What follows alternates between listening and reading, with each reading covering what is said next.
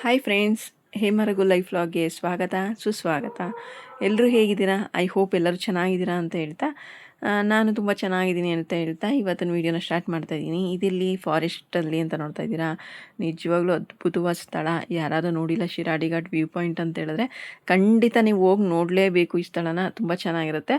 ಆದರೆ ಈ ಸೀಸನಲ್ಲಿ, ಮಳೆ ಸೀಸನಲ್ಲಿ ಹೋಗಬೇಡಿ. ಯಾಕಂದರೆ ಅಲ್ಲಿ ಬೆಟ್ಟ, ಕಾಡು, ಗುಡ್ಡಗಳಿಂದ ಕೂಡಿರೋದ್ರಿಂದ ಈ ಟೈಮಲ್ಲಿ ಏನಾಗುತ್ತೆ ಅಂದರೆ ಮರಗಳು ಬೀಳೋದಾಗಿರ್ಬೋದು, ಬೆಟ್ಟ ಕುಸಿಯೋದಾಗಿರ್ಬೋದು ಆಗುತ್ತೆ. ಏನಿದ್ರು ಇದು ಬೇಸಿಗೆ ರಜೆಯಲ್ಲಿ ಮತ್ತು ಮಳೆ ಇಲ್ಲದ ಟೈಮಲ್ಲಿ ಹೇಳಿ ಮಾಡಿಸಿದಂಥ ಜಾಗ ಅಂತ ಹೇಳ್ಬೋದು. ನಿಮಗೇನಾದರೂ ಮನಸ್ಸು ಸ್ವಲ್ಪ ರಿಲ್ಯಾಕ್ಸ್ ಆಗಬೇಕು ಅಂದರೆ, ಮೈಂಡ್ ತುಂಬ ಸ್ಟ್ರೆಸ್ ಆಗಿದೆ, ನಮಗೆ ವರ್ಕ್ ಮಾಡಿ ನಾವು ಹೊರಗಡೆ ಹೋಗಿ ತಿರುಗಾಡಬೇಕು, ಒಂಥರ ಸೈಲೆಂಟು ಮತ್ತು ಒಂಥರ ನೇಚರ್ ಮಧ್ಯೆ ಹೋಗಬೇಕು ಅಂತ ಹೇಳಿದ್ರೆ ಖಂಡಿತ ನಾವಿಲ್ಲಿ ಇಳಿಯೋಂಗಿಲ್ಲ. ಇಲ್ಲೂ ಕೂಡ ಜಸ್ಟ್ ನಾವು ಇದನ್ನು ಎಂಜಾಯ್ ಮಾಡಿಕೊಂಡು, ಯಾಕೆಂದರೆ ಒಂದು ಯಾವುದೇ ಆಗಲಿ ನೇಚರ್ ಅನ್ನೋದು ಗಾಡ್ ಗಿಫ್ಟ್ ಇರುತ್ತೆ. ಅದು ದೇವರಲ್ಲಿ ಅದ್ಭುತದಲ್ಲಿ ಅದ್ಭುತ ಅಂತ ಹೇಳ್ಬೋದು ಈ ಪರಿಸರ ಅನ್ನೋದು. ಅದು ಯಾರು ಕೂಡ ಇದು ಮಾಡಿರಲ್ಲ.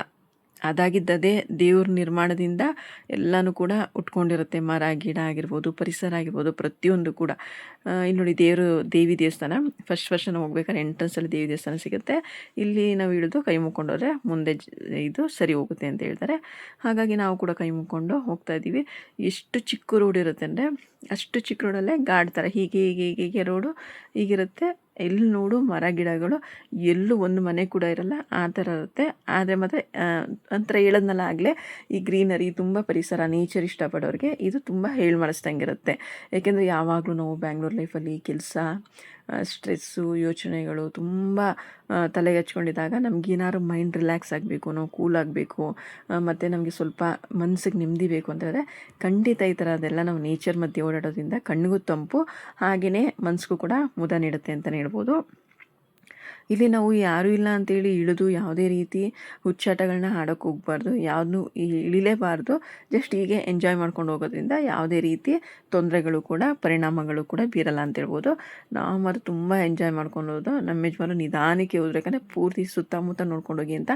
ನೀವು ಇಲ್ಲಿ ವೀಡಿಯೋದಲ್ಲಿ ನೋಡಲಿಕ್ಕೂ ಅಲ್ಲಿ ರಿಯಲಾಗಿ ಎಂಜಾಯ್ ಮಾಡೋದಕ್ಕೂ ತುಂಬ ವ್ಯತ್ಯಾಸ ಇರುತ್ತೆ. ಸಿಕ್ಕಾಪಟ್ಟೆ ಚೆನ್ನಾಗಿದೆ. ಇದೆಲ್ಲಪ್ಪ ಅಂತ ಹೇಳಿದ್ರೆ ನಾವೀಗ ಲಾಸ್ಟಲ್ಲಿ ಕುಕ್ಕೆ ಸುಬ್ರಹ್ಮಣ್ಯಕ್ಕೆ ಹೋಗಿದ್ವು.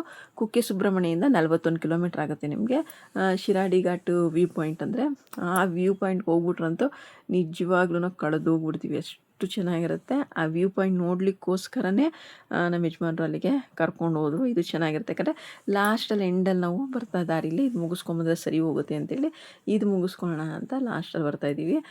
ಯಾರೆಲ್ಲ ದಯವಿಟ್ಟು ನೋಡಿರ್ತೀರ ಅನಿಸುತ್ತೆ ಆಲ್ಮೋಸ್ಟು.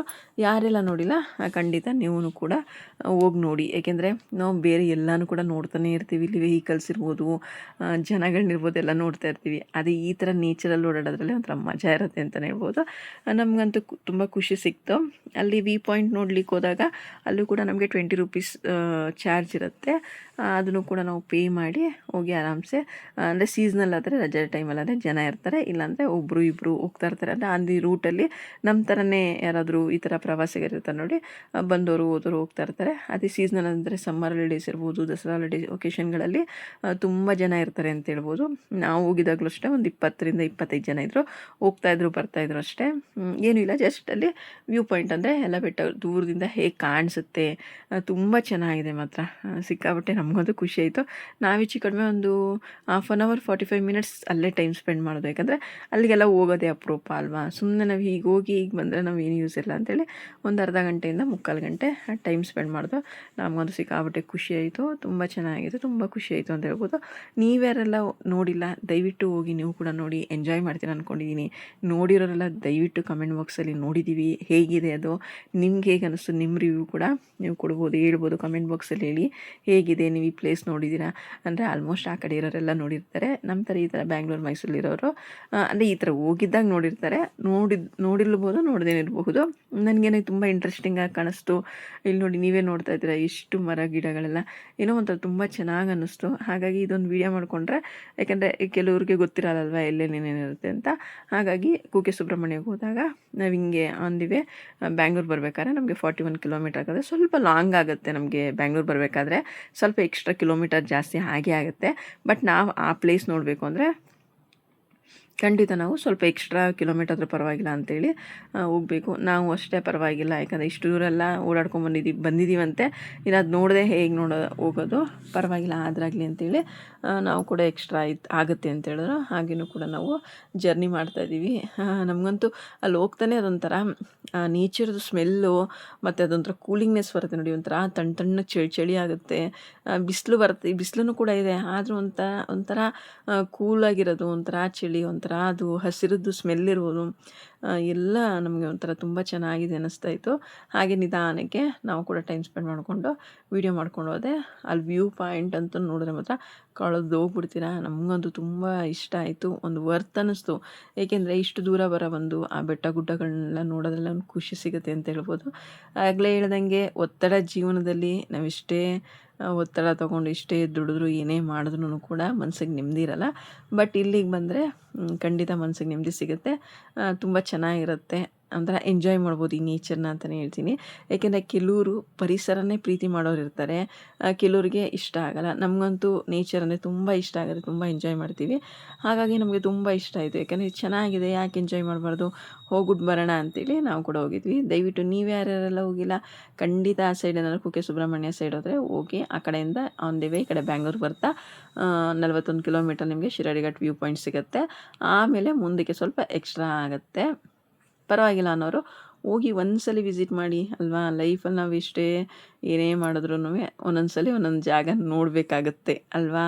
ಏಕೆಂದರೆ ನೋಡಲಿಲ್ಲ ಅಂದರೆ ಮುಂದಕ್ಕೆ ಯಾವತ್ತಾದೊಂದು ದಿನ ಅಯ್ಯೋ ನನ್ನಲ್ಲಿ ನೋಡಬೇಕಿತ್ತು, ಮಾಡಬೇಕಿತ್ತು ಅನಿಸುತ್ತೆ.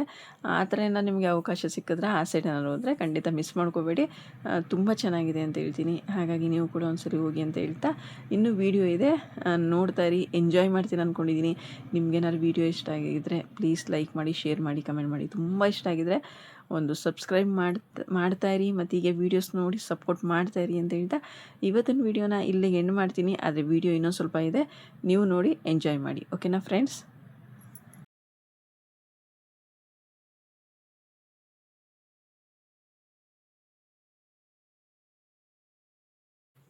ನೋಡಿ ಬಂದ್ವಿ. ಈಗ ಎಷ್ಟೊಂದು ಕಾರ್ ಇದೆ, ನೀವೇ ನೋಡ್ಬೋದು. ಒಂದು 5 to 6, 7 ಕಾರ್ಸೇ ಇದೆ.